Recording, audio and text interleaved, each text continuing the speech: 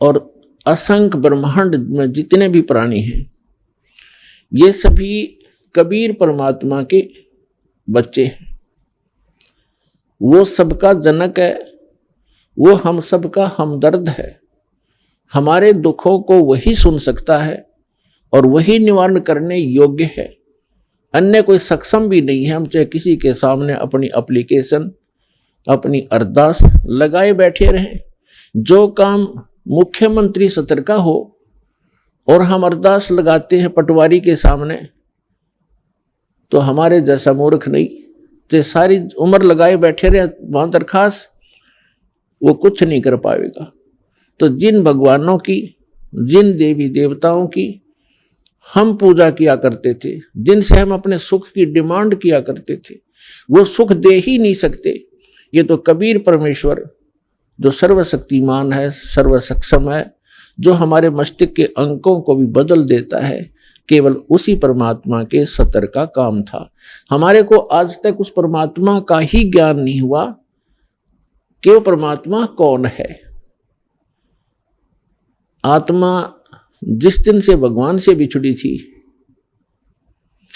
और इस काल के साथ यहां आगे थे, उसी दिन को इसको एहसास हो गया था कि मेरे से बहुत बड़ी गलती हुई है और मेरा बहुत बड़ा, एक बहुत ही जो सुख में सथल छूट गया है, जैसे मेरा कुछ खो गया है।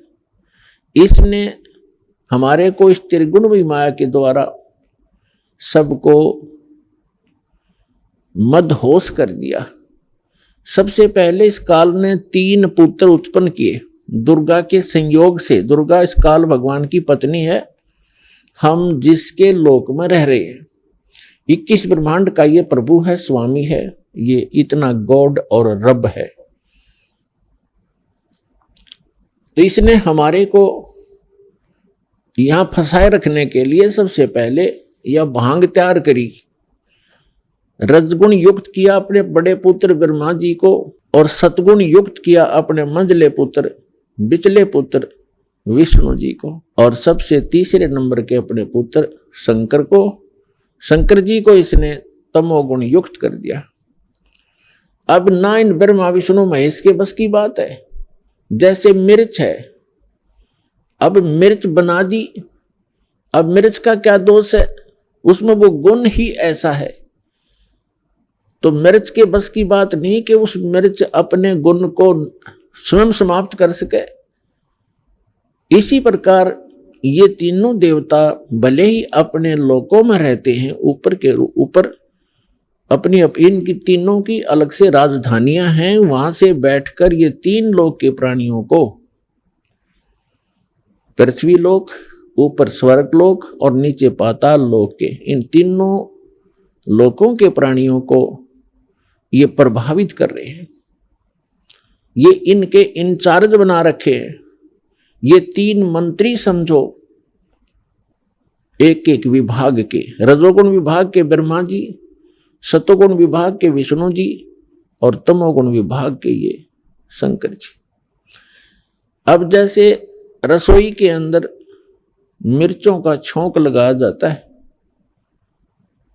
मूल वस्तु साकार रूप में रसोई के अंदर है मिर्च और सब्जी, और उस मिर्चों की वहां से निकली हुई वो सूक्ष्म तरंग, उसका जो प्रभाव अन्य कक्षों में, अन्य रूम्स में बैठे हुए प्राणियों को, घर के सदस्यों को भी प्रभावित कर रही है और उनको छींकें आनी शुरू हो जाती है।